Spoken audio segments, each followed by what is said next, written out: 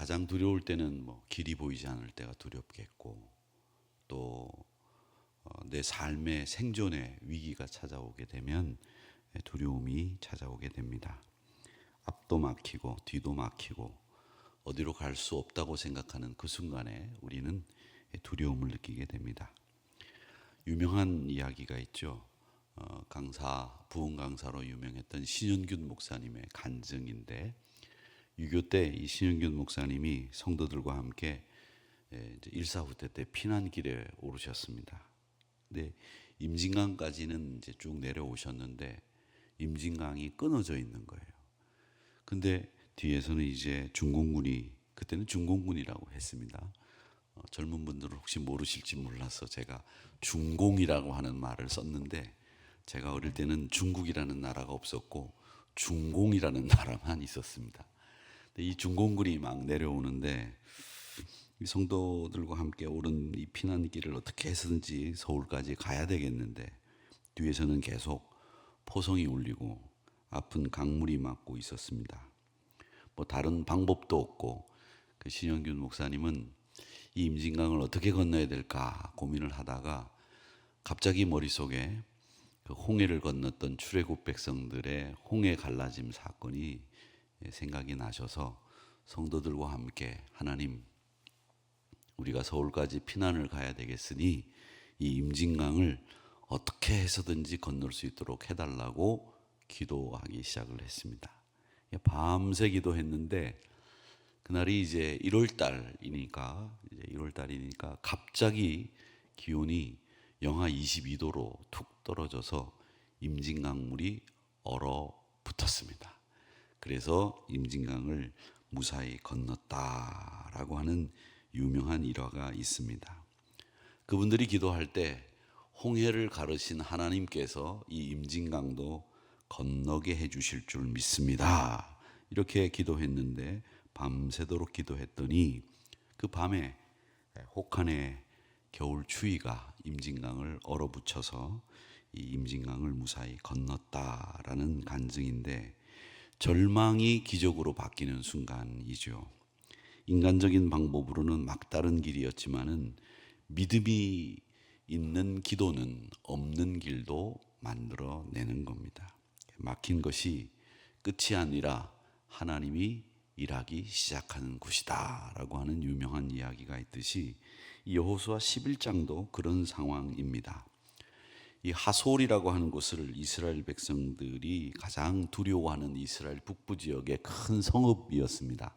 성지순례를 가보신 분들은 부엘세바, 하솔 이런 데는 꼭 갑니다. 또 가야 되는 곳이 묵깃도라고 하는 곳인데, 이 묵깃도, 하솔 이런 지역은 이스라엘의 지역 중에 예루살렘 이외에 가장 성경에서는 중요한 장소들인데, 이 하솔은 이스라엘 북부 지역의 가장 강력한 연합군을 형성하고 있는 막강한 군대들이 있었던 곳인데, 이곳에 야빈이라고 하는 왕이 이스라엘을 치기 위해서 다시 그 북부 지역에 있는 연합군을 형성했다는 겁니다. 그래서 이제 이스라엘을 치려고 하고 있는 상황에서 승산이 없는 게임을 하게 된 거죠. 한마디 하나님이 해주시는 겁니다. 두려워하지 마라. 이런 말씀을 붙잡고 이스라엘 여호수아가 하솔 왕을 물리쳤다라는 이야기가 오늘 말씀의 내용입니다. 네, 우리는 이 말씀을 보면서 왜 두려워하지 말아야 되는지 그 이유를 분명히 알고 계셔야 됩니다. 그냥 하나님이 계시니까 무모하라라는 얘기가 아닙니다. 이 무모하다라는 말과 두려워하지 않는다는 말은 분명히 다르죠. 이 무모라고 하는 것은 계획도 없고 하나님의 능력이 함께하지도 않았을 때에 괜한 만용을 부리는 것은 무모해지는 결과를 초래하게 됩니다. 자, 그 무모하지 않고 두려워하지 않아야 되는 이유를 오늘 말씀을 통해서 보게 되는데, 이 하솔왕 야빈은 이스라엘 군대가 남부 지역 전쟁에서 승리했다는 소식을 듣고 이 북부 지역에 있는 하솔을 중심으로 한 연합군을 구성을 한다는 내용이 1절의 내용입니다. 그래서 이 하솔이 중심이 돼서 연합군을 만드는데 이 북방 중심 도시인 이 하솔이 거기에 제일 중심이 돼 가지고 이 연합군을 만드는데 얼마나 많았느냐면 4절 말씀에 보니까 그들이 그 모든 군대를 거느리고 나왔으니 백성이 많아 해변에 수많은 모래 같았다. 말과 병거도 심히 많았다. 라고 하는 이야기를 하고 있습니다. 이 말과 병거는 당시에 요즘과 같으면 가장 최첨단 무기였고요. 이스라엘이 가나안을 점령할 때 이스라엘은 사실은 청동기 시대에 있었습니다. 역사적으로 보면. 그리고 이스라엘 이외에 가나안에 살고 있던 사람들은 문화적으로 따지고 시대적으로 따지자면 철기 문화에 진입한 상태입니다. 그러니까 정보화 사회에 진입한 세상을 농경 사회가 쳐들어가서 점령했다는 이야기랑 비슷한 이야기인데 뭐 적절한 비유일지는 모르지만 뒤떨어지는 문화를 가지고 뒤떨어진 군사력을 가진 나라가 훨씬 월등한 무기를 가지고 있는 나라를 점령하고 다스렸다라는 이야기가 오늘 이야기입니다. 근데 그 연합군의 수가 바다의 모래 같았다라고 하는 것이죠. 그러니까 상식적으로 보면 군사력으로는 비교가 안 되는 겁니다. 백전백패하는 수밖에 없는 겁니다. 자, 그런데 이때 여호수아를 향해서 하나님이 말씀하시죠. 6절 말씀해 보니까 뭐라고 말씀하시냐면 여호수아에게 이르시되 그들로 말미암아 두려워하지 말라라고 하는 말씀이 일성으로 하나님이 여호수아에게 하신 말씀입니다.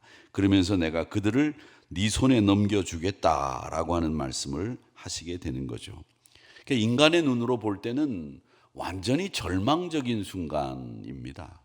하솔이라고 하는 거대한 연합군의 중심이 서서 이 북부 연합군을 만들어서 바다에 모래같이 많은 군사들이 나오는 것을 보면 이스라엘이 기가 질릴 법한데 하나님이 이때 여호수아에게 두려워하지 마라. 인간의 눈에 보이는 이 절망이 다가 아니다. 하나님의 눈에는 이미 끝난 전쟁이다. 너희들에게 그들을 붙여주겠다라고 하는 말씀을 하시고 있는 겁니다. 그러니까 이 이스라엘의 전쟁은 항상 그렇습니다, 여러분. 그리고 우리 믿음의 성도들의 전쟁, 영적 전쟁은 항상 그렇습니다. 여러분이 싸우는 것이 아니라 하나님이 싸우시는 전쟁이다라고 하는 거죠. 그래서 우리가 마하나임이라고 하는 여호와의 군대라는 말을 여러분 알고 계시듯이 여호와의 군대가 우리를 위해서 영적 싸움에서 싸워 주시는 거예요. 그러니까 하나님이 싸우시는 전쟁이 되도록 만들면 되는 겁니다. 그러니까 여호수아가 싸우면 안 되는 전쟁이죠. 지는 전쟁이죠. 그런데 하나님이 싸우시는 전쟁이기 때문에 질 수가 없는 전쟁이 됐다는 것이죠. 성경은 이 논리를 반복적으로 우리에게 계속 알려주고 있습니다. 그게 뭐냐? 제일 우리가 머릿속에 남아있는 이 상대가 안 되는 경기, 게임이 뭐였습니까? 다윗이 골리앗과 싸우는, 물맷돌로 골리앗이라고 하는 세계 최강국이라고는 뭐 할 수는 없지만 이 그러니까 정예 부대와 함께 또 가장 용맹하고도 가장 강력한 골리앗을 물맷돌 하나로 쓰러뜨릴 때 이 다윗이 나가가지고 말할 때 이 사무엘상 17장 47절의 말씀에 보면 다윗은 그 전쟁에 나갈 때 뭐라고 얘기하느냐면 전쟁은 하나님께 속하였으니 이렇게 이야기를 하고 나갑니다. 그러니까 이 전쟁은 내 전쟁이 아니라 하나님께 속한 전쟁이다 라고 하는 신앙 고백과 함께 이 골리앗이라고 하는 사람과 싸워서 이기게 되는 거죠. 히스기야가 아수르 군대 18만 5천과 싸울 때에도 정말 하나님의 천사가 하루아침에 그 군대를 무너뜨리는 것을 볼 수 있습니다.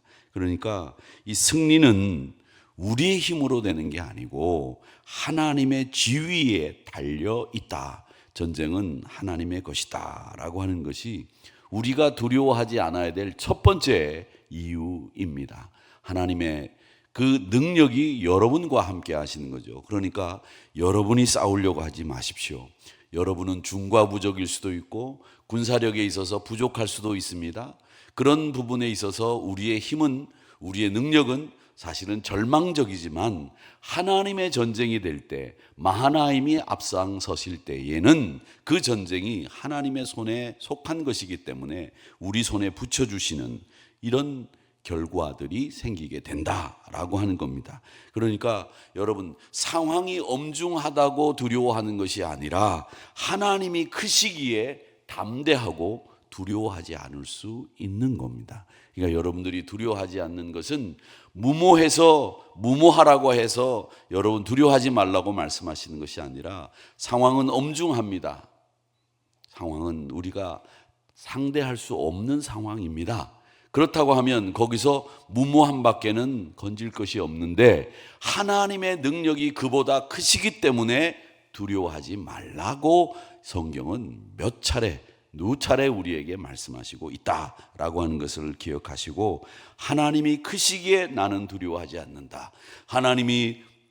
전쟁이 하나님의 것이기 때문에 나는 담대하다. 이런 분명한 두려워하지 않아야 될 이유를 여러분들이 기억하시고 오늘도 영적인 전투에서 승리하시기를 바랍니다.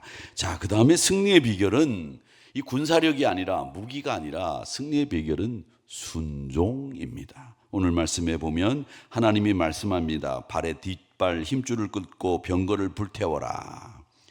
말과 병거는 당시 최고의 군사력이기 때문에 가진 것을 버리는 것처럼 보이고요.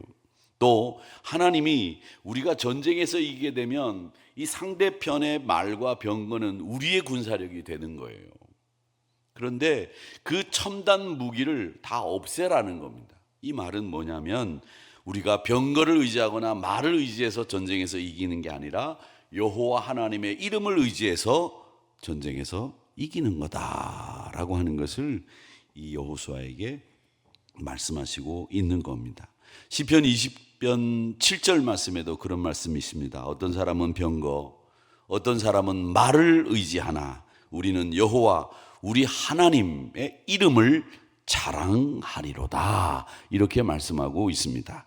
하나님은 이 순종 위에 승리를 더하신다고 하는 사실을 우리에게 이 말씀을 통해서 이야기하고 계시는 겁니다. 여러분, 승리는 순종 위에 승리가 더해진다 라고 하는 이 공식을 꼭 잊지 마시기를 바랍니다.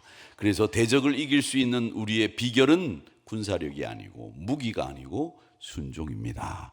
하나님 의지합니다 라고 하는 분명하고도 확고한 이 순종의 자세가 승리를 더하게 된다라고 하는 것이죠.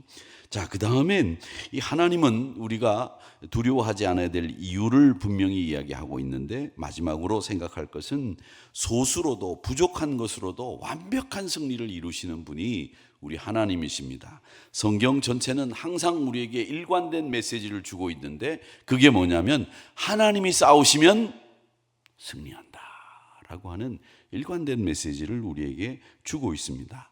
하솔이라고 하는 강력한 군대를 이끌고 있는 야빈이 그 연합군과 함께 절대 세력이었지만은 하루 만에 무너졌습니다.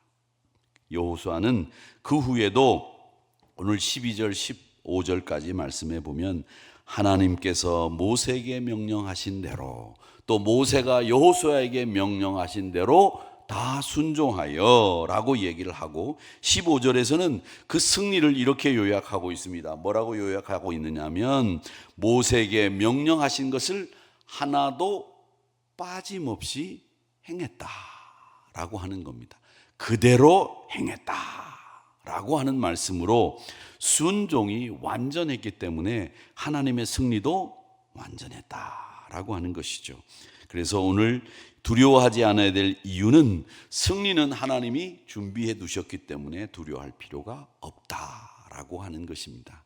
사랑하는 성도 여러분, 하나님은 적은 것을 가지고도 이기게 하시고 우리의 순종을 통해서 승리를 일구게 하시고, 우리가 두려워하지 않아야 될 것은 내 전쟁이 아니라 하나님의 전쟁이기 때문에 마하나임이 나서게 될 때는 이기게 된다라고 하는 두려워하지 않아야 될 이유를 우리에게 분명하게 말씀하고 있는 겁니다. 자, 그렇다면 우리가 마지막으로 적용해 볼 것은 이 시대의 여러분들에게 하솔 왕 야빈, 이 하솔이라고 하는 곳은 어떤 곳인가라고 하는 것이죠. 이 하솔 왕과 같이 우리가 상대하기 어려운 힘든 일들이 우리 생활 속에서 여러분 얼마나 많이 나타나고 있습니까? 예기치 못한 질병이 생기기도 하고, 해결되지 않을 것 같은 재정의 문제 때문에 밤새 고민해야 되는 일들이 생기고, 무너진 인간관계, 또 아무리 기도해도 응답되지 않는 이 현실이 답답하기만 한 이런 것들이 여러분에게는 하솔왕이 될 수 있습니다. 또 문이 열리지 않고, 또 도무지 해결의 실마리가 보이지 않는 내 삶의 방향이, 엉망이 된 것 같은 내 삶의 방향이 여러분에게는 하솔왕이 될 수 있습니다. 이 하솔왕이 되는 것, 한순간이 여러분들에게 그 하솔왕의 강력한 무기 앞에서 무너질 수 있는 겁니다. 아차 하면 무너지는 겁니다.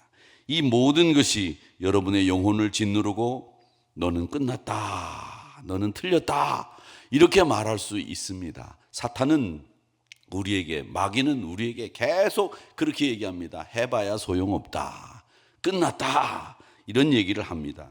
그런데 오늘 우리 하나님은 여러분들에게 분명하게 말씀하고 있습니다. 아무것도 두려워하지 말라. 그 다음 내가 너와 함께 하리라 라고 하는 것이죠. 여러분, 같이 한다고 하나님은 말씀하지 않으세요. 같이 한다, 이런 말씀 안 하십니다. 함께 한다라고 하는 말씀을 하시고 있다는 겁니다. 같이가 아니라 함께 하신다. 같이는 있다가도 없어지기도 하는 것이고, 또 내가 어떤 상황에서는 도움을 주기도 하다가 어떤 상황에서는 전혀 모른다고 할 수 있는 것이 같이 가는 겁니다. 그런데 함께라고 하는 것은 도저히 떨어질 수 없는 관계를 이야기할 때 함께라고 이야기를 하는 겁니다. 하나님은 성경에 보면 내가 너와 같이 가겠다 이렇게 말씀하지 않습니다. 하나님은 항상 우리에게 함께 가겠다 이렇게 말씀하시는 거죠. 두려운 상황이 여러분에게 오시지만 우리의 이 담대함은 어디서부터 오는 거냐? 무모함에서 오는 게 아니라 하나님이 나와 동행하시기 때문에 나에게 이 두려운 상황에서도 담대해질 수 있는 겁니다. 그래서 이 임마누엘이라고 하는 것, 형통의 복이라고 하는 것은 여러분 다른 게 아니에요. 하나님이 여러분과 함께 하시는 것이 형통입니다. 우리가 뭐 일이 잘 술술 풀릴 때도 있지만 그 풀리지 않아도 하나님이 여러분과 함께 하시고 있다고 하는 것, 그게 형통이라고 하는 것을 기억하시면서 신영균 목사님이 임진강에서 그렇게 기도하셨듯이 우리의 기도가 하나님과 함께 할 수 있도록 만드셔서 얼어붙게 만드는 그 놀라운 역사가 우리 안에 일어나게 되는 겁니다. 그러니까 이 여호수아가 경험한 승리는 기적이 아니라 하나님의 약속의 자연스러운 결과입니다. 그래서 우리가 순종하고 기도할 때 임진강이 얼어붙는 것이고 홍해가 갈라지는 것이고 막강한 군사력 앞에서도 두려워하지 않을 수 있다라고 하는 것을 기억하시면서 오늘 이 말씀을 붙드시기를 바랍니다. 두려워하지 마시기를 바랍니다. 하나님이 함께 하십니다. 하나님이 길을 내시는 거예요. 하나님이 이미 승리를 준비하셨습니다.